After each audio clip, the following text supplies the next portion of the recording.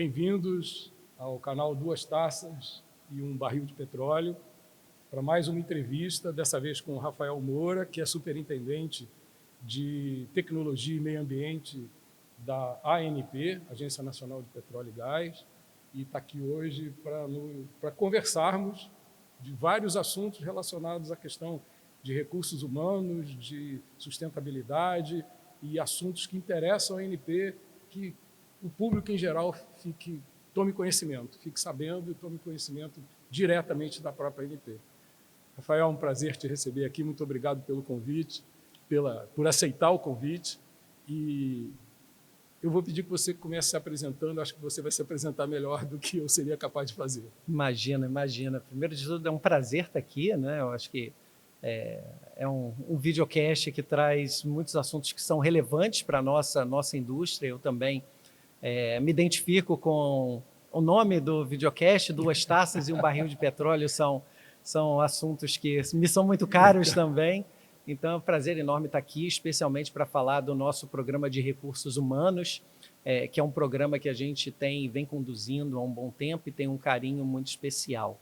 Eu, no momento, sou o superintendente de Tecnologia e Meio Ambiente na ANP, tenho quase 20 anos de agência, né? Completo 20 anos agora, em 2025, e além das questões de pesquisa, desenvolvimento tecnológico e inovação, que basicamente é a regulação da cláusula de 1% da receita bruta de investimentos que as empresas precisam fazer nessas temáticas de pesquisa, desenvolvimento tecnológico e inovação, também trato das questões associadas a meio ambiente, sustentabilidade dentro da ANP, né? Então, é um trabalho que a gente, né? Um tema bastante amplo e que a gente procura criar sinergias, né? Entre a pesquisa, desenvolvimento tecnológico e inovação e o desenvolvimento das atividades econômicas de forma sustentável. Bacana.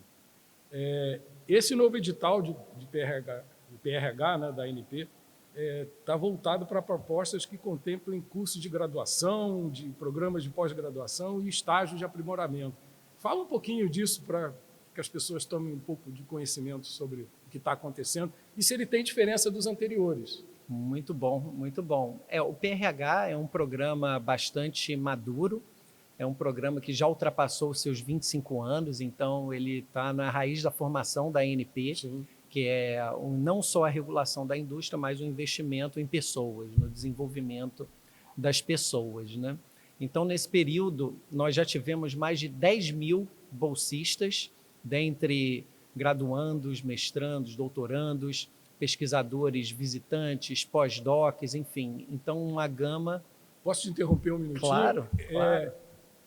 A bolsa vai direto para o estudante ou ela vai para uma empresa, uma instituição, e a instituição repassa para o estudante? Bom, como é que funciona? O PRH... Você seleciona pessoas no final das contas, é isso? Exatamente. O foco são as pessoas, mas a ANP se insere dentro de um arcabouço, nesse caso acadêmico, que nós temos no nosso país. Tá. Então, a ANP, periodicamente, nós estamos num desses momentos especiais de ter um novo edital de PRH, né? Então, a gente concluiu há poucas semanas o processo de avaliação das propostas de um novo PRH que nós estamos propondo, mas, em síntese, nós temos um edital com temáticas, instituições de ensino, públicas ou privadas do nosso país, elas se candidatam e apresentam uma proposta para conduzir um curso dentro daquela temática. Tá. Essas propostas são avaliadas e essas instituições, as instituições que vencem, elas passam a receber os recursos referentes às bolsas. Para poder conduzir o programa dentro da sua instituição. Exatamente. Quer dizer, quem é contratado pela ANP é a instituição, e a instituição seleciona as pessoas. Eu queria dividir esse olhar aí entre as pessoas que vão, no final das contas, que vão cursar, né, ou vão se capacitar, e as instituições. A divisão fica entre o CNPJ e o CPF, é isso mesmo? Tem algumas fronteiras nesse arcabouço regulatório. A gente tem, a ANP contrata uma gestora de recursos, então, no passado, a FINEP era a gerenciadora desses recursos, agora a gente tem uma nova gestora que é a FAPESP, que é a Fundação de São Paulo. Então, basicamente, as empresas petrolíferas elas têm obrigação de investir 1% da sua receita bruta em pesquisa, desenvolvimento tecnológico e inovação, né?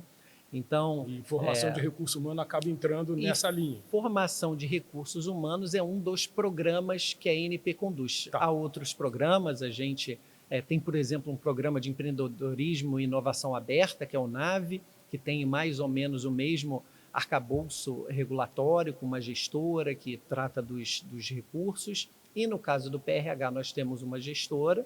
Essa gestora recebe os recursos das petroleiras. Tá? Então, as petroleiras têm obrigação. Sim, esse dinheiro está guardado do investimento lá de 1%. no caixa das petroleiras. Não vai para a ANP, né? Não vai direto para a ANP. Esse ANP recurso gere o sistema. Exatamente. Tá. Então, a ANP é a grande orquestradora Perfeito. desse arcabouço. Ela define Regula o edital. E fiscaliza. Exatamente. Ela regula, fiscaliza, no edital define quais são as temáticas, alinha com as políticas públicas que definem as temáticas estratégicas de pesquisa e, pelo outro lado, a ANP procura formar recursos humanos que possam atender a essas demandas e é assim que funciona. A ANP define as temáticas, o número de bolsistas, por exemplo, e cada instituição que é vencedora, que faz uma proposta aqui no Rio de Janeiro. A FRJ, por exemplo, venceu a proposta para desenvolver um curso numa determinada temática. Então, a própria universidade, dentro das suas regras, vai fazer a escolha dos alunos, dos bolsistas que comporão o programa de recursos humanos isso da a ANP ANP. não se envolve. Não, a ANP não se ela envolve. Ela delega então, isso para que a própria instituição faça. Exato. É cada um trabalhando dentro do seu métier, do seu know-how, para fazer um grande programa de assim, recursos humanos para maximizar os resultados para os estudantes, né? Normalmente não dá certo. Né? E cada região tem a sua particularidade, cada universidade tem a sua particularidade, né? Então a gente procura também respeitar esses aspectos. O PRH, eu vi num evento recente que você participou, você falando que vai ser uma das molas propulsoras da indústria nacional aqui. O foco está voltado para as petroleiras em si, para os primeiros elos da cadeia de suprimento, né? Drillers e a parte de sísmica, etc., ou ele vai mais fundo na cadeia de suprimento, em elos mais profundos da cadeia também? Uma instituição, vou fazer uma pergunta mais objetiva, a instituição pode propor um curso, por exemplo, de soldagem e esse curso ser contemplado dentro dos critérios da ANP? Porque isso não vai servir para uma petroleira e sim para uma prestadora de serviço. Isso também é contemplado? Exato. Então, vamos lá, o nosso PRH ele tem diversas características. A primeira delas é que o programa ele é financiado pelas petrolíferas que produzem petróleo e gás natural, em especial as que pagam participação especial ou que têm contratos de partilha dentro do polígono do pré-sal. Então, são empresas de exploração e produção que têm a obrigação... Grandes volumes de produção. Exatamente, com grandes volumes, partilha e pagando participação especial, que tem essa obrigação de investimento. Mas isso não significa que esse investimento vai para a exploração e produção. Então, as temáticas que são passíveis de investimento vão desde os programas que eu mencionei, o PRH, que é o nosso principal assunto aqui hoje, mas tem o NAVE, também de um programa de inovação aberta, empreendedorismo, e as temáticas prioritárias hoje que o CNPE definiu, o Conselho Nacional de Política Energética, não só para a ANP, quanto para a ANEEL também, porque os contratos da ANEEL também têm uma cláusula de pesquisa que espelha mais ou menos esse trabalho que nós fazemos na ANP. Então, há temáticas, por exemplo, de hidrogênio, biocombustíveis, bioenergia associada à captura de carbono, à própria captura de carbono. Então, há uma série de temáticas estratégicas para o país e que, nesse edital do PRH, esse edital 2025, as instituições de ensino que apresentassem propostas dentro de temáticas estratégicas de acordo com o Conselho Nacional de Política Energética, tiveram pontos extras. Então, a qualificação do PRH vai muito além da exploração e da produção. E, Rafael, te interrompendo de novo, eu entendo que isso não foge do planejamento estratégico da maioria das petroleiras também, porque todas elas estão passando por essa fase de transição energética, que vai ser mais longa do que muita gente fala, mas ela vai acontecer, e elas estão se preparando para isso. Então, aumentar suas competências ou aumentar a competência dos recursos humanos disponíveis no país ajuda todo mundo nessa história. Não é só o que virá pela frente, mas elas já estão passando por esse processo e já tem lá núcleos dentro de cada petroleira estudando esse tipo de assunto. Então, ter recurso humano disponível é decisivo nessa história, no meu entender. Sem dúvida alguma, e a gente tem uma série de elementos nesse processo de investimentos de petrolíferas nas novas energias, nos renováveis. Primeiro, que faz parte da estratégia aí do portfólio das empresas diversificar. Então, dentro da própria estratégia das empresas, cada uma com a sua estratégia, algumas investindo em captura de carbono, algumas investindo em eólica offshore, outras investindo em hidrogênio, mas, enfim, cada uma tem a sua determinada estratégia, né? Então, dentro dessa estratégia, a política pública do Conselho Nacional de Política Energética e as resoluções da ANP. Então, a resolução da ANP que regula o assunto pesquisa tem uma lista de temas e subtemas que são elegíveis de abatimento da obrigação de 1% de investimento da Receita Bruta. Então, esse conjunto de temáticas e investimentos que fazem com que a gente consiga desenvolver, não só do ponto de vista da pesquisa, mas do ponto de vista de recursos humanos, as pessoas e, consequentemente, o país, né? Com certeza. E aí, Rafael, dando uma pequena desviada no assunto recursos humanos, já que você falou em pesquisa, eu não posso deixar de te instigar aí a falar um pouquinho de como é que esse recurso da participação especial, esse 1%, 0,5% aplicado obrigatoriamente dentro, 0,5% pode ser aplicado 0,5% aplicado obrigatoriamente fora, o outro 0,5% pode ser dentro ou fora, aqueles critérios que todo mundo já conhece. Mas como é que esse recurso chega? Com grande facilidade a gente entende os primeiros elos da cadeia de suprimento recebendo esses recursos, desenvolvendo pesquisa de grande complexidade, mas esse recurso ultimamente tem chegado também a pequenas empresas sob demandas muito específicas, a startups. Perfeito. Esse vai ser o tema da conversa que a gente vai ter com o Rolando Ribeiro depois, e é um dos temas que a gente vai tocar lá. Mas, assim, também é uma ferramenta para atingir, e esse grupo de pequenas empresas também precisa de recursos humanos. Nesse arcabouço, a gente fecha esse cenário. Tem um volume de controle aí que engloba isso tudo? Você comenta isso aí, essa pergunta é muito boa. E muito abrangente. É muito boa, né? Então, primeiro eu vou falar um pouco da questão de recursos humanos em si. Tá. O nosso PRH, ele tem um programa maduro de mais de 25 anos, mas a partir de 2025... nós criamos uma visão de 3 eixos dentro do programa de recursos 25, humanos. agora. Ele está completando 25, passou de 25 anos, tá. Ele vai completar 26 esse ano, né? E agora, e sempre foi um programa dentro de um eixo acadêmico. Então, nós estamos preparando mais 2 editais para esse ano, que acrescentam 2 eixos no nosso PRH. A gente tem um PRH acadêmico, e a ideia é que a gente tem um eixo empreendedorismo, em que nós faremos um edital para uma instituição... Isso é a primeira vez? Pela primeira vez. Legal. Um eixo acadêmico e um eixo profissionalizante.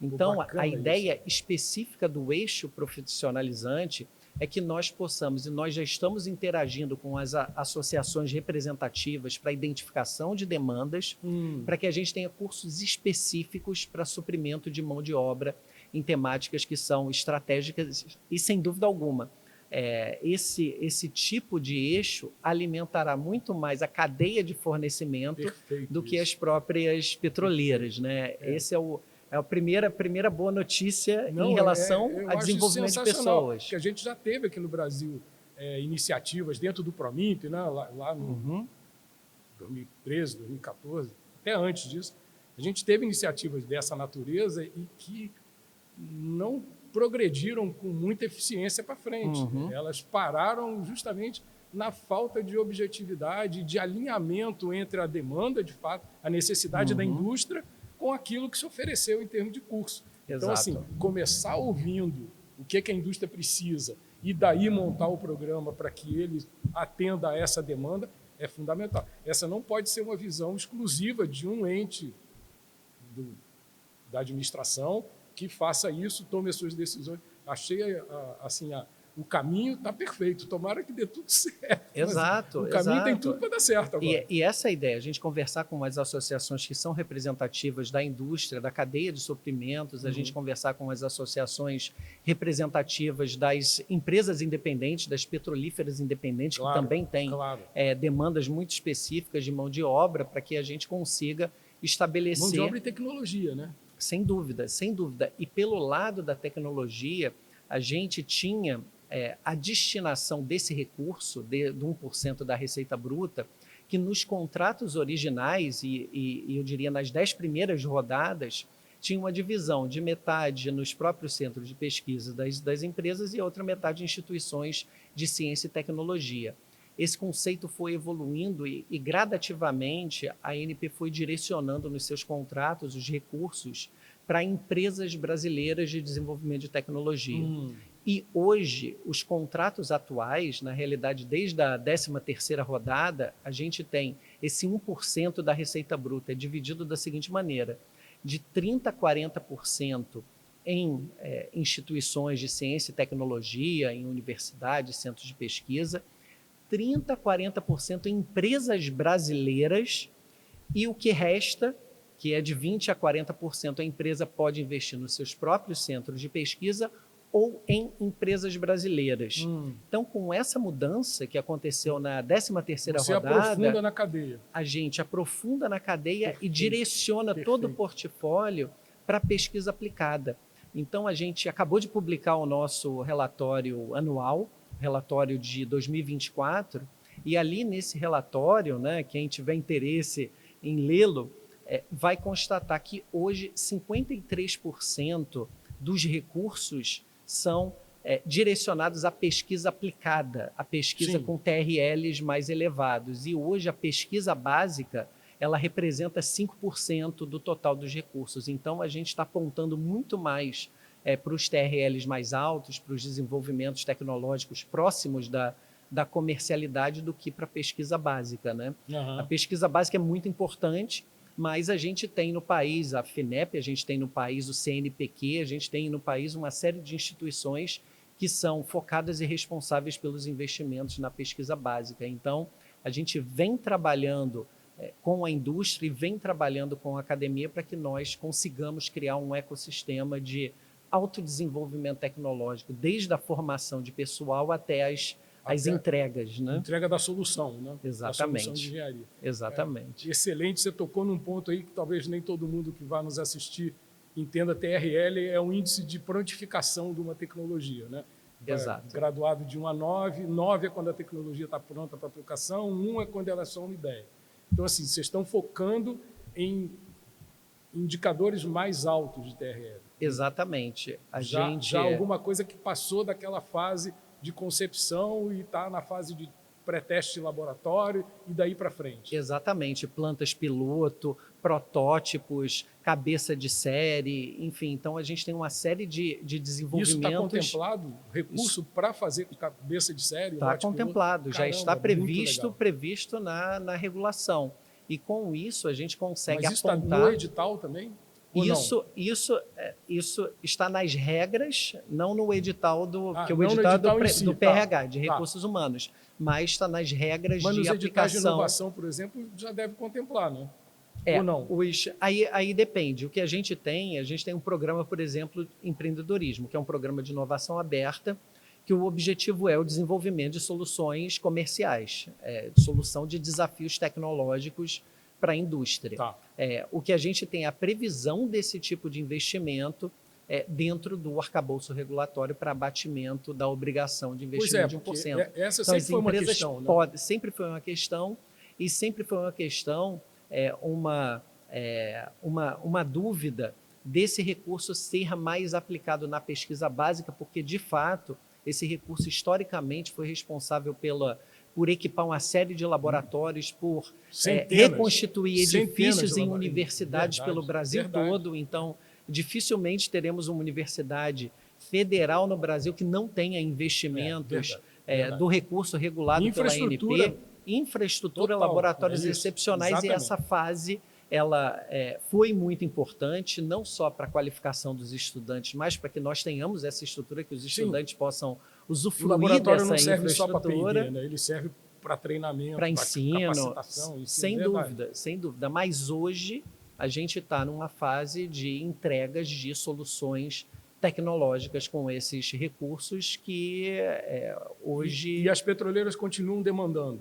E as petroleiras continuam demandando, sem dúvida alguma. As petroleiras Porque, continuam... Assim, a gente sempre ouve... E esse investimento, essa obrigação das petroleiras está em franco crescimento. Né? Não então, tem dúvida. A produção está crescendo. No ano passado, 2024, nós apuramos 4,4 bilhões de reais em obrigação. Então, esse investimento, as empresas, no período subsequente, né, agora, elas têm até junho do ano que vem para fazer esses investimentos que foram apurados e essa sempre em foi 2024. Né? Tinha excesso de recurso e nem sempre tinha projeto para ser contemplado. Exatamente. Então, é por isso que a gente, criando uma gama mais ampla de programas... uma sistemática que pode permitir que, sem uma grande estrutura dentro das petroleiras, eles consigam direcionar projetos para serem contemplados. E desenvolvendo empresas, né? Isso. Também. Isso é outro aspecto super importante. Esse é um ponto relevante do nosso programa de recursos humanos. O nosso programa de recursos humanos, a gente fala muito em mão de obra, mas a gente também está preparando, está inaugurando um eixo empreendedorismo. Esse eixo, que é ensinar os estudantes do PRH a terem o seu próprio negócio, é um eixo... tem esse foco. Exatamente. Então, o eixo empreendedorismo do Programa de Recursos Humanos... Capacitar pessoas a serem empreendedores, exatamente. Bacana. Então, a gente não quer que os alunos sejam apenas mão de obra para empresas. A gente quer que os alunos abram empresas. Então, é uma mudança... daí gerem soluções. É uma mudança de perspectiva. Né? Então, bem fora da caixa. A gente... bacana isso. Exatamente. Então, esse é o nosso objetivo. Né? Como brasileiro, assim, estou adorando ouvir isso. E cada país tem a sua característica, né? A gente sabe que tem países que têm investimentos públicos vultuosos para uma mudança tecnológica, para um direcionamento de uma transformação energética, por exemplo. E o nosso país, a gente sabe que o Brasil passa também por dificuldades econômicas. Então, é um país que tem prioridades do ponto de vista econômico. Então, é muito bom dentro de um ecossistema, um arcabouço regulatório, nós conseguirmos direcionar um recurso que é um recurso privado, é uma obrigação das petroleiras. Então, esse é um recurso privado, porém regulado pela ANP e direcionado para as políticas públicas. Né? Então, é um sistema, é um arcabouço regulatório que tem apresentado resultados muito efetivos e com uma vantagem sobre o recurso público. O recurso público, ele é sazonal, depende das condições econômicas do país. Então, em um ano há recurso para pesquisa, outro ano não há recurso para pesquisa. Um ano tem recurso para bolsa, outro ano não tem. Caso, esse recurso... Só cresce. O recurso regulado pela ANP, ele acompanha a curva de produção. Exatamente. Então, enquanto tiver... E ela é crescente até 2030 e qualquer coisa. Né? Então, enquanto tiver contratos de partilha, enquanto tiver contratos de concessão pagando participação especial, nós teremos 1% da receita bruta. Produzindo mais de 40 mil barris por dia, vai ter recurso novo. Exatamente. E é recurso novo, né, que vai sendo acumulado lá, claro que da outra ponta vai retirando, mas esse recurso está crescente. Exato. O recurso disponível é crescente. É um investimento, né? Um investimento fantástico em pessoas e tecnologias e na transferência tecnológica também. A indústria do petróleo no Brasil é uma indústria de ponta. O Brasil bateu uma série de recordes de desenvolvimentos em águas profundas, águas ultraprofundas, uma série de desenvolvimentos tecnológicos e tecnologias, como, por exemplo, os desafios do pré-sal, de lidar com a produção que é adicionado fluido, adicionado de CO2, que traz uma série de questões de integridade estrutural, de corrosão. Tudo isso foi um aprendizado para o desenvolvimento de tecnologias de captura de carbono, por exemplo. Então, há uma série de conhecimentos e tecnologias que são transferíveis da indústria do petróleo para a indústria de renováveis. Essa transversalidade acontece em vários segmentos da indústria, mas a indústria de petróleo você encontra desde gente que precisa dominar uma tecnologia de lavanderia em offshore, até o cara que faz comida, né, em offshore, catering em offshore, para o cara que vai lá e perfura poço. Então, assim, a transversalidade é enorme, então o que se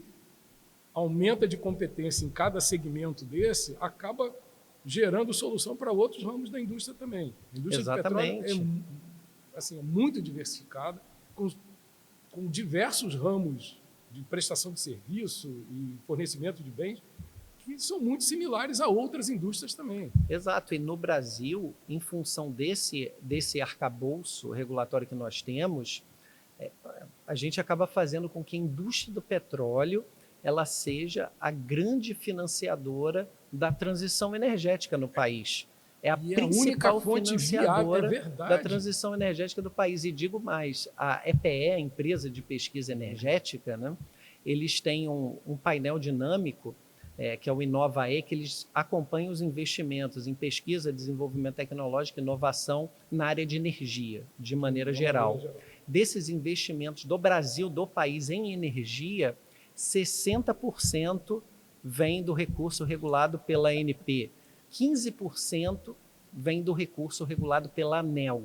Então, a gente tem 75% de toda a pesquisa do país em energia a partir de recursos privados regulados, né? Então, a gente vê aí a importância desse tipo de arranjo para o nosso país e, mais do que isso, a importância da regulação, de ter um regulador forte que é capaz de implementar a política pública e fiscalizar de maneira eficiente. E dar direcionadores coerentes com a necessidade do país e da indústria. Não adianta só pensar no país se não pensar na indústria, porque a indústria morre e vai embora.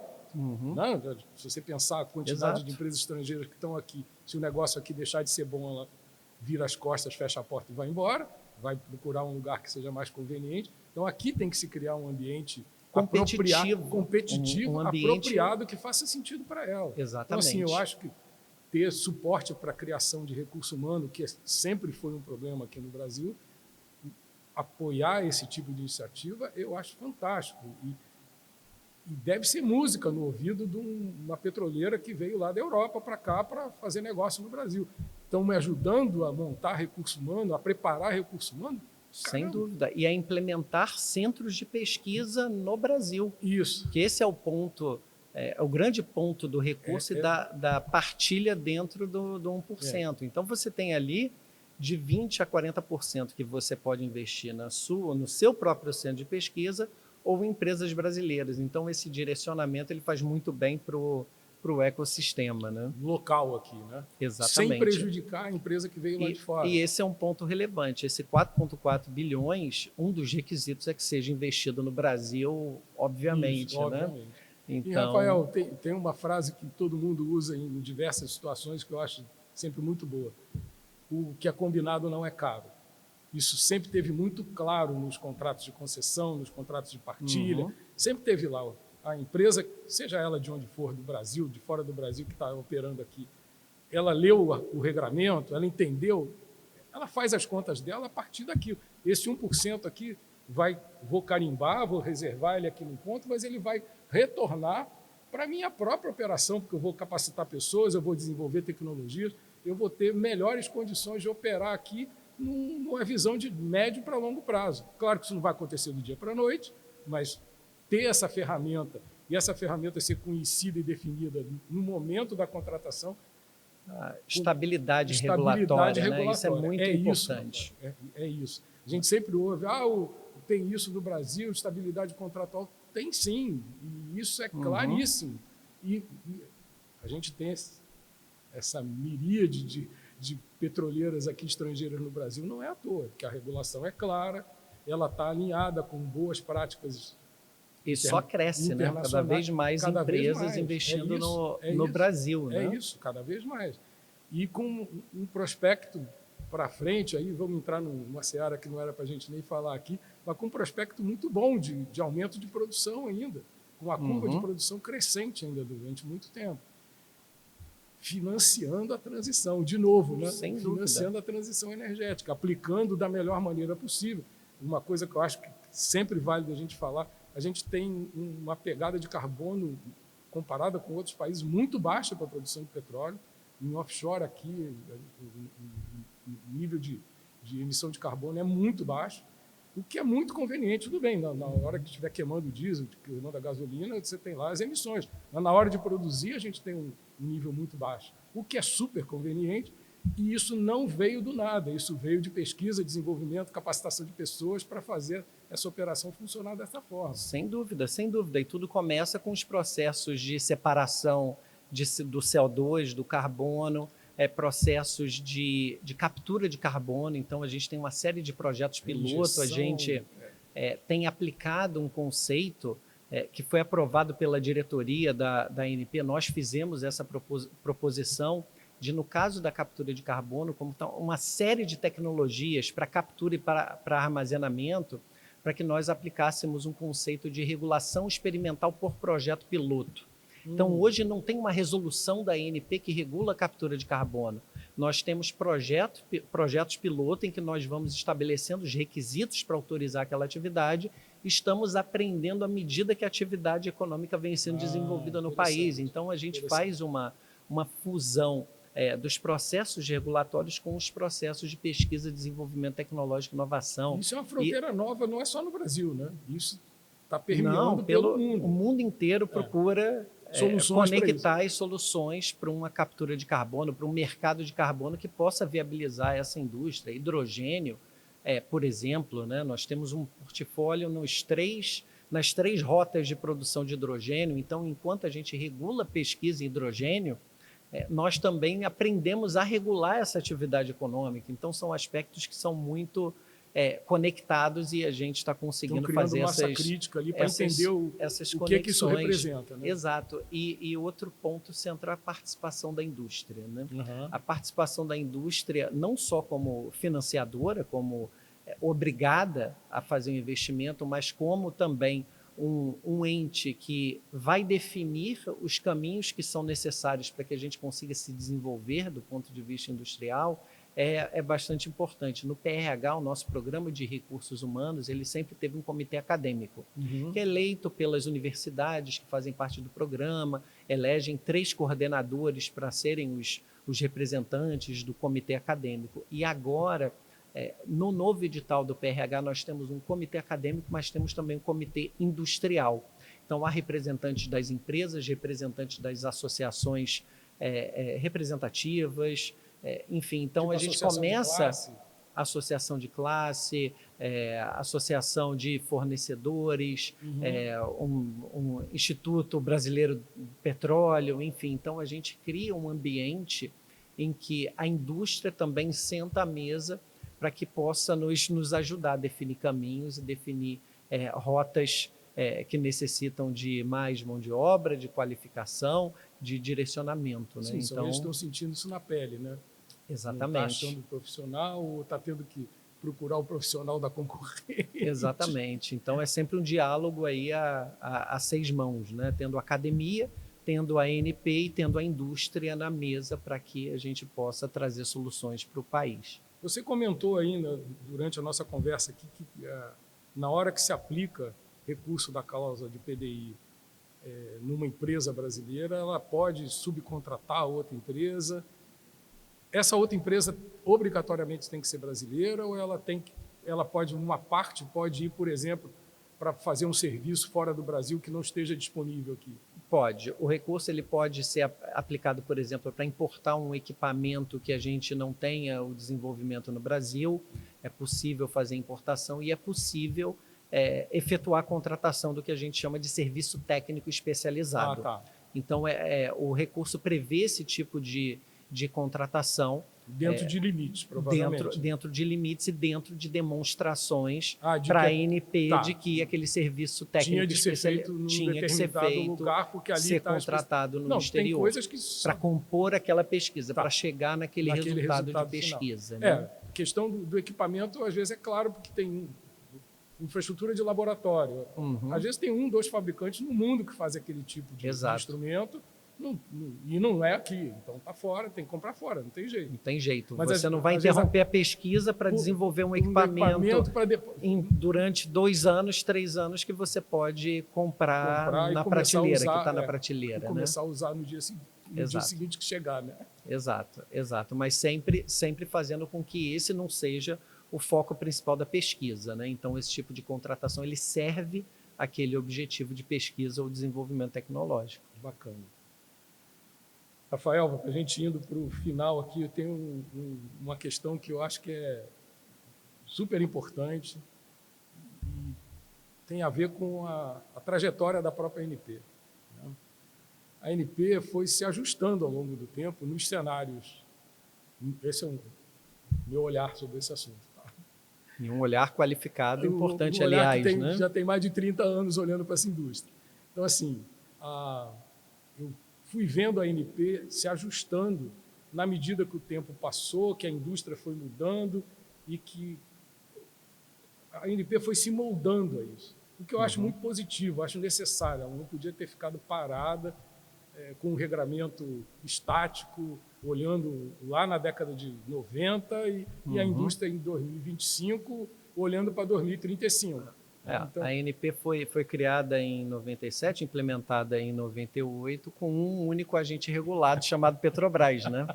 Então, mudou completamente o cenário. Né? Exatamente. Hoje a gente tem mais de 100 petroleiras aqui. Exatamente. Esse processo, me parece, eu queria que você comentasse isso, ele foi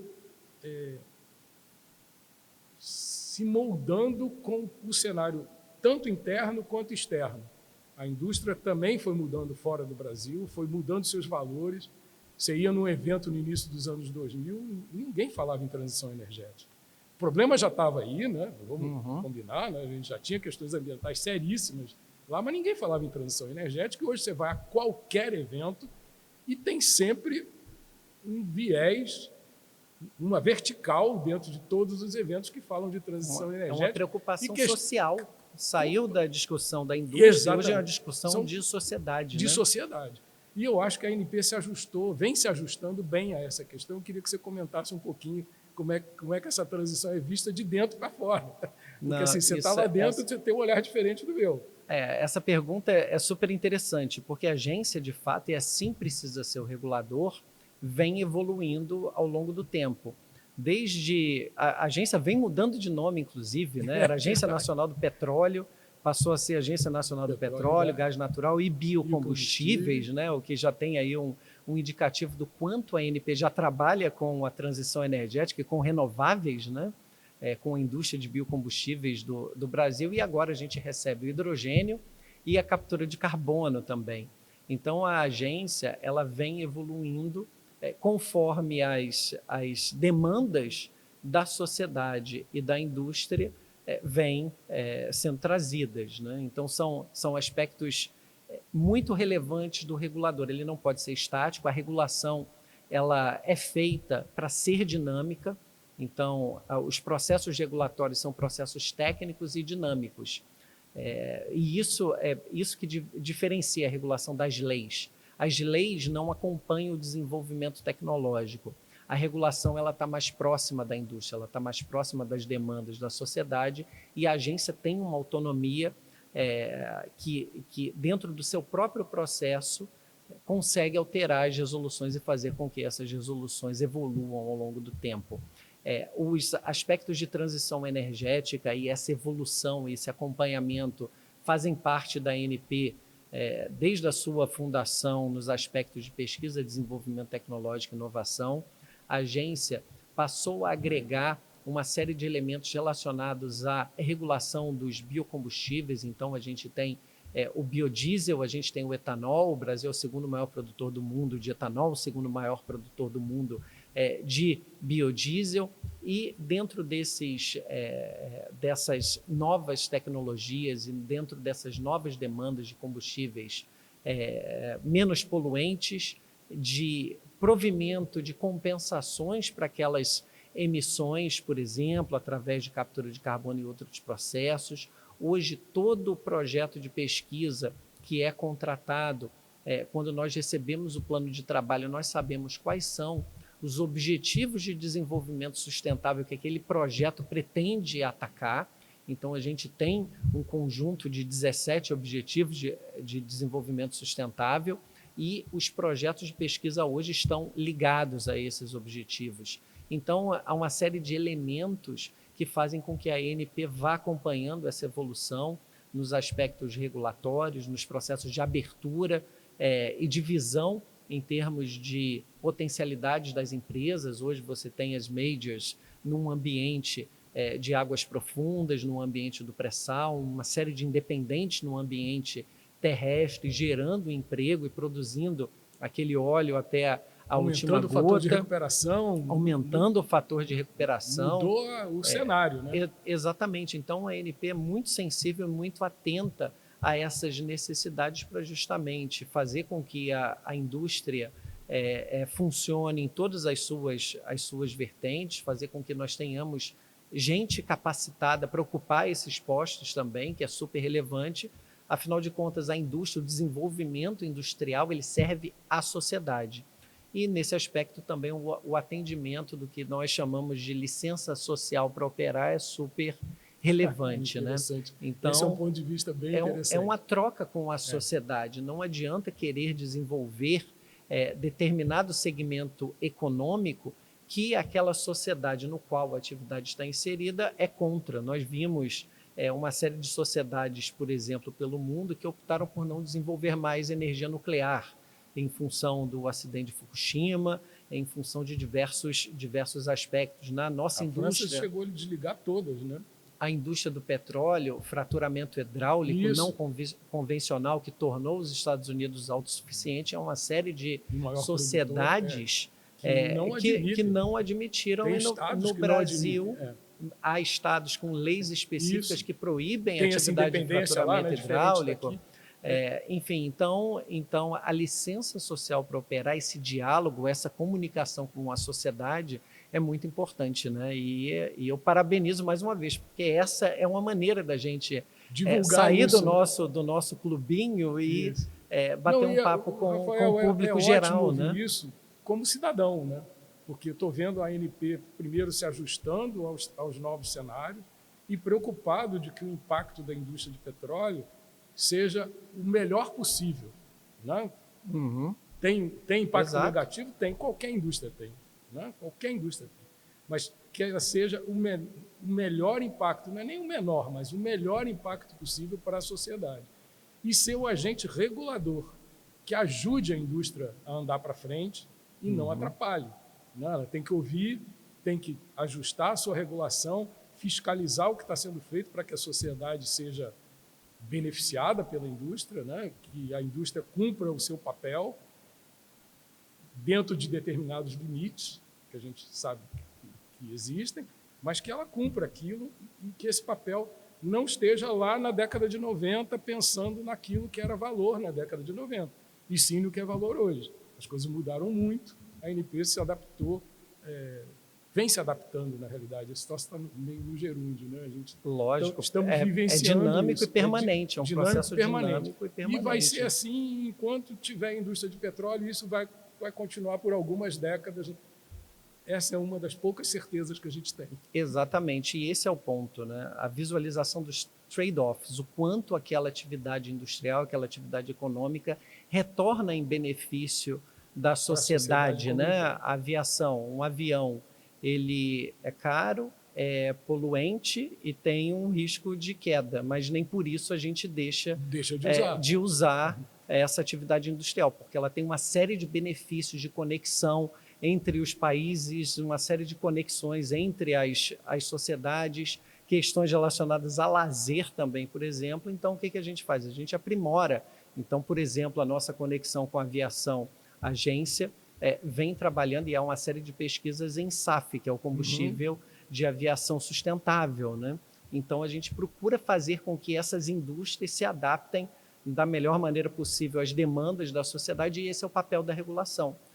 Trazer esse equilíbrio entre a indústria, a sociedade e as políticas públicas. E, Né? às Para vezes, isso, o estimular- regulador independente. Isso, Né? e muitas vezes estimular, eu achei esse teu exemplo aí da aviação ótimo, talvez se as agências reguladoras, não só a ANP, mas as outras fora do país, não estimularem as empresas de aviação, talvez elas não tomassem nenhuma iniciativa para mudar coisa nenhuma. Mas se há um estímulo, se há olha, o teu nível de emissão tem que ser tal, vamos ter que dar outra solução que não seja atual, ou que não seja do passado, vamos tentar ir para frente. Exatamente, tem que tornar a atividade econômica, a questão, por exemplo, de eletrificação. Um carro elétrico não existe sem minerais estratégicos. Então, uma das linhas de pesquisa em minerais estratégicos, uma das qualificações e das temáticas do nosso novo PRH, para que os alunos sejam qualificados nessa temática em minerais estratégicos. Em novos materiais para esse tipo de aplicação. Exatamente. Então são aspectos esse assunto complexos dá uns 5 dias de conversa, relevantes, sem dúvida. Sem dúvida. Então esse a gente já agenda o próximo. Agenda uma próxima conversa, que esse assunto é empolgante também e certamente vai nos impactar nos próximos anos. A gente vai viver com essa dúvida durante algum tempo ainda e com algumas certezas que esse é um processo que não volta mais. Né? A gente vai caminhar por um caminho diferente nessa parte da mobilidade urbana, por exemplo, que não foi igual da década de 70, de 80, já não é igual hoje e vai ser diferente daqui a mais 5, 10 anos. Isso vai estar muito diferente novamente. Exatamente. Rafael, adorei a conversa, muito obrigado por ter vindo, foi um prazer enorme. E transmita meu agradecimento para a ANP, que teve a boa vontade de te mandar aqui para conversar comigo. Imagina, o prazer é todo meu. Obrigado pelo convite. E esse é o nosso papel também, de se comunicar com a sociedade. É com todo o prazer que a gente vem aqui. Ponto de vista da ANP claro para todo mundo. Mostrar o nosso trabalho que a gente vem fazendo. Então, é um prazer imenso estar aqui. Obrigado pelo convite. Muito obrigado.